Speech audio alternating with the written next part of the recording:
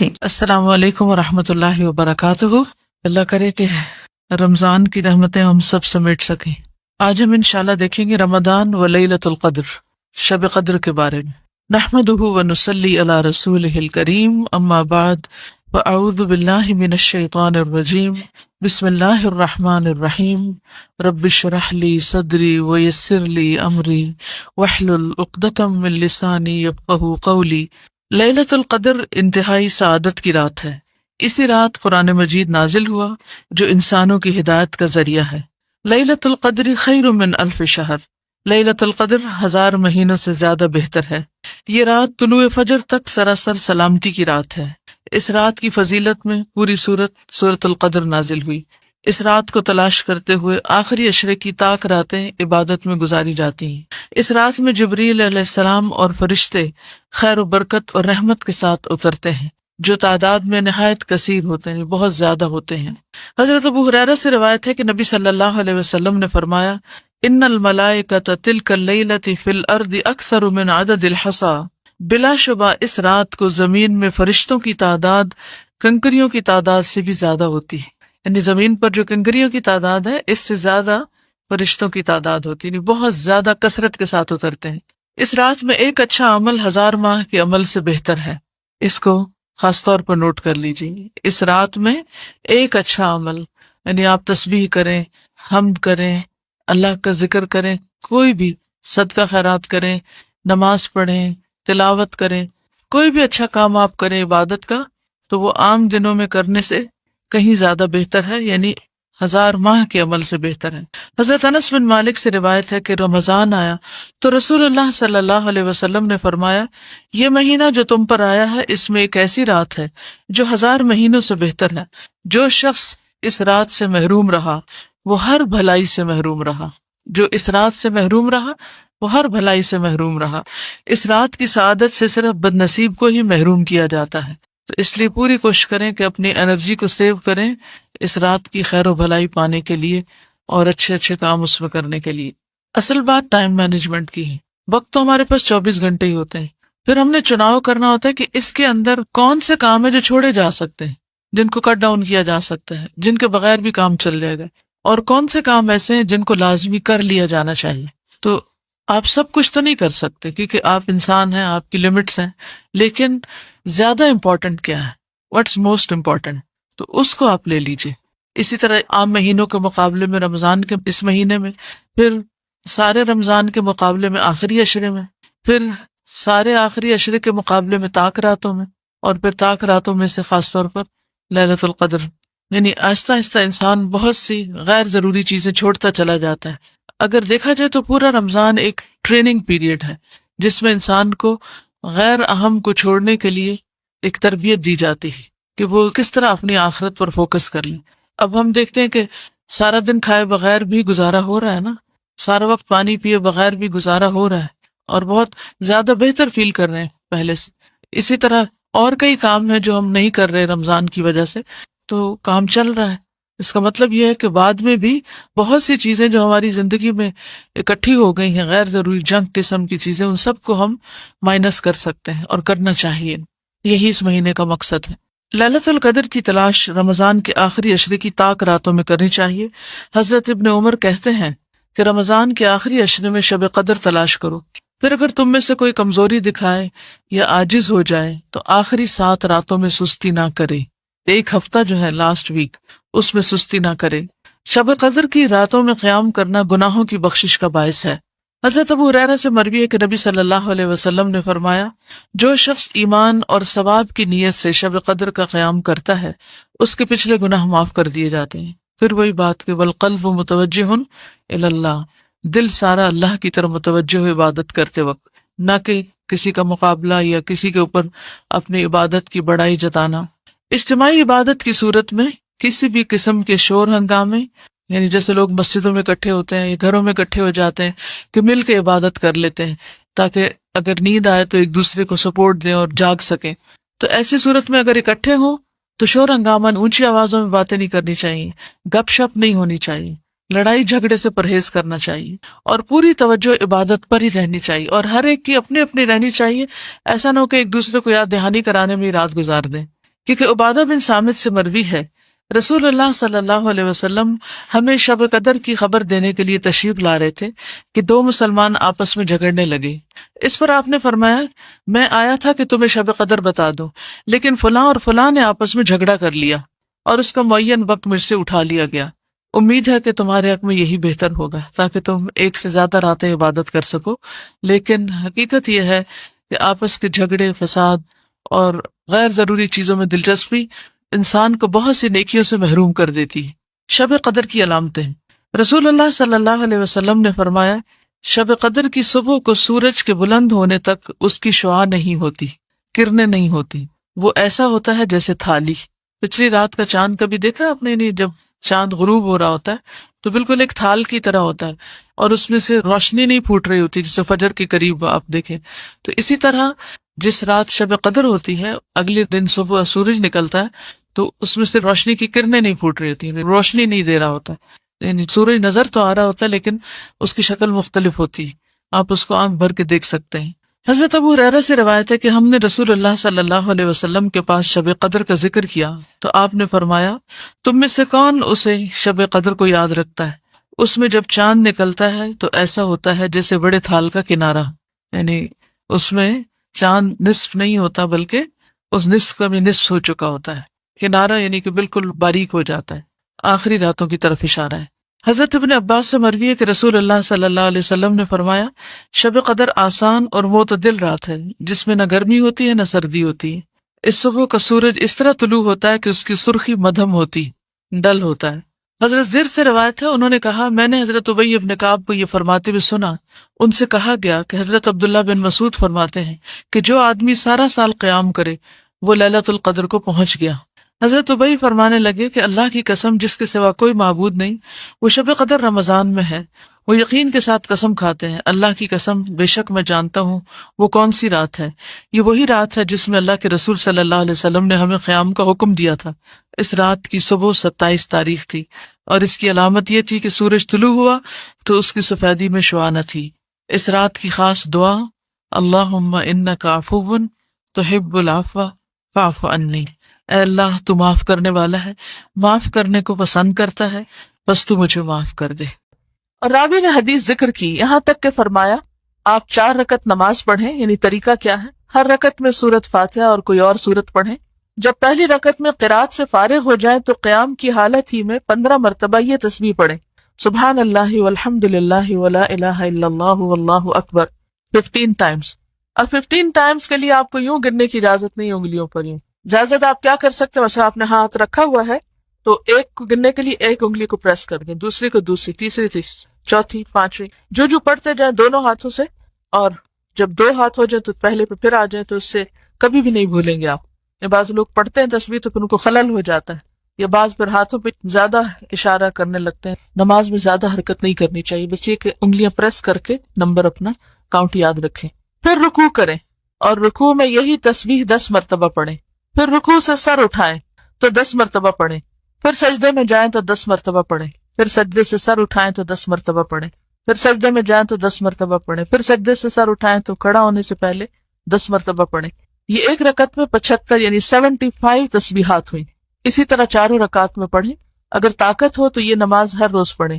یعنی آپ صلی اللہ علیہ وسلم نے اپنے چچا کو کیا کہا کہ اگر آپ پڑھ سکیں تو ہر روز پڑھیں، اگر نہ ہو سکے تو ہر جمعہ میں ایک بار پڑھ لیں، اگر یہ بھی نہ ہو سکے تو مہینے میں ایک بار پڑھیں، اگر یہ بھی نہ ہو سکے تو سال میں ایک مرتبہ، اور اگر یہ بھی نہ کر سکو تو عمر میں ایک دفعہ پڑھ لیں. لیکن یہ نماز جس میں اللہ کی بہت زیادہ کثرت سے تسبیح بیان کی جاتی ہے تو یہ کم از کم ہمیں بھی زندگی میں ایک بار پڑھ ہی لینی چاہیے.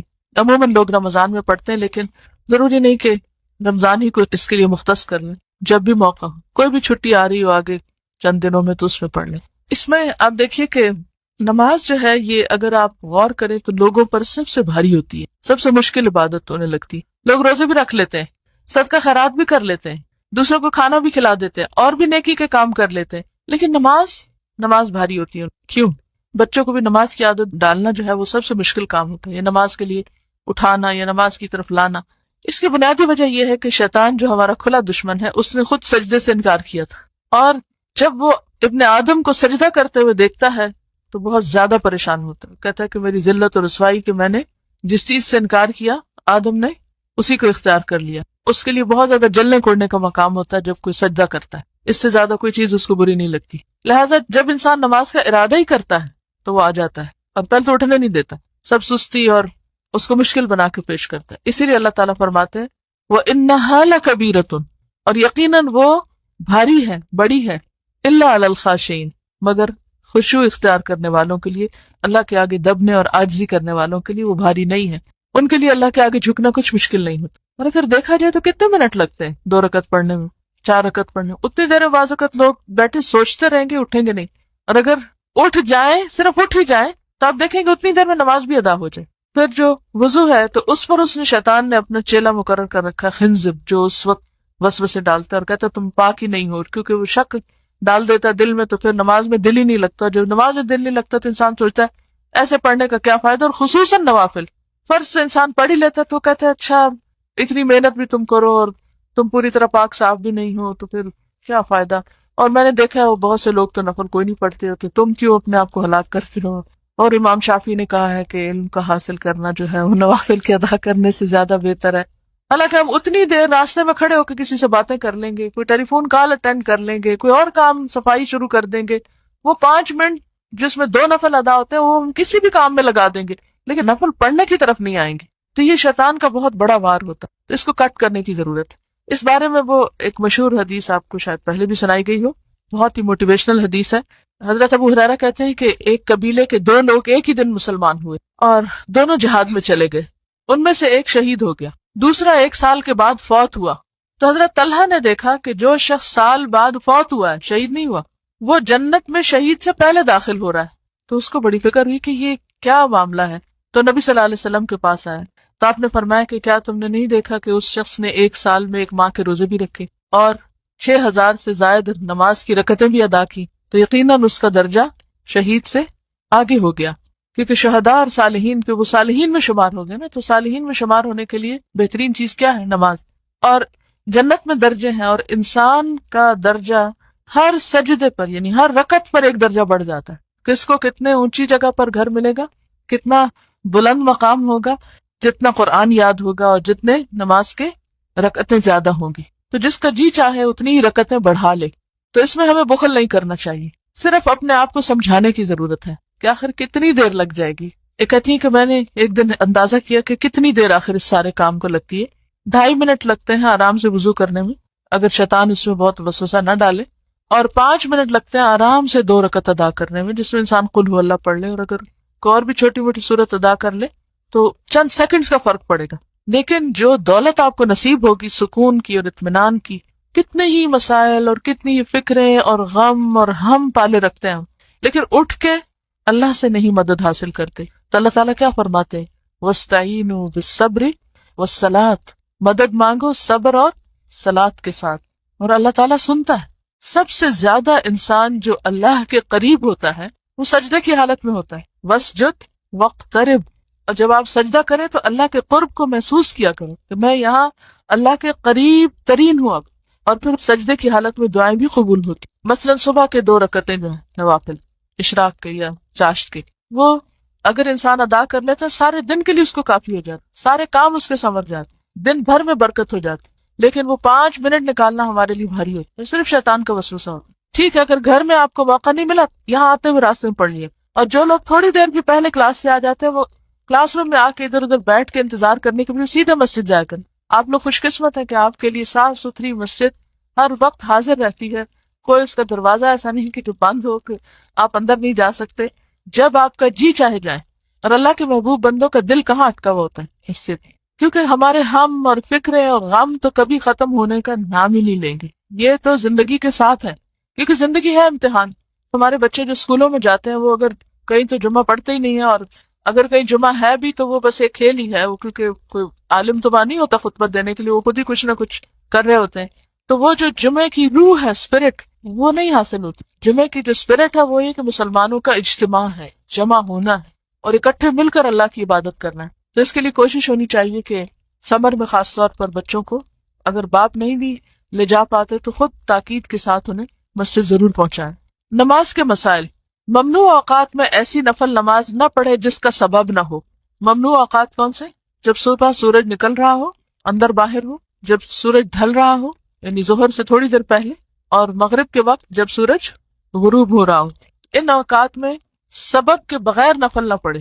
اب آگے آ جائے گا کہ سبب کیا ہوتا ہے، جیسے کہ نماز تسبیح، یعنی ایسے اوقات میں، زوال کے اوقات میں نہ پڑھیں، کیونکہ ممنوع اوقات میں نماز پڑھنے کی ممانعت بڑی مؤکد ہے، یعنی بہت اس کی تاکید ہے، نہیں پڑھنی چاہیے۔ یہ نفل نمازیں ضعیف ہیں، ان کا مقابلہ نہیں کر سکتی، یعنی ان کی روایات جو ہیں وہ ان سے درجے میں کم ہیں جو زوال کے وقت نماز نہ پڑھنے کی۔ ہاں، جن کا کوئی سبب ہو، جیسے تحیت المسجد اور سورج یا چاند گرہن کی نماز اور استسقاء کی نماز وغیرہ، تو ان کے متعلق دونوں قسم کی روایات ہیں کہ زوال کے وقت نہیں بھی پڑھی گئی اور زوال کے اوقات میں بھی پڑھی گئی۔ مثلاً آپ عمرے کے لیے جاتے ہیں، مسجد حرام میں داخل ہوتے ہیں، وہ اوقات ایسے ہوتے ہیں کہ جب آپ کسی بھی وقت داخل ہوتے ہیں، تو چونکہ عموماً تو ہمارے یہاں خواتین مسجد نہیں جاتی، جسے میں نے دیکھا کہ بعض اوقات لوگ جاتے ہیں وہاں اور نماز ادا نہیں کرتے، جا کے ویسے ہی بیٹھ جاتے ہیں۔ حضرت عائشہ سے روایت ہے، انہوں نے فرمایا کہ نبی صلی اللہ علیہ وسلم جب وضو کرتے تھے تو 2 رکعت نماز ادا فرماتے، پھر نماز کے لیے مسجد کی طرف نکل جاتے،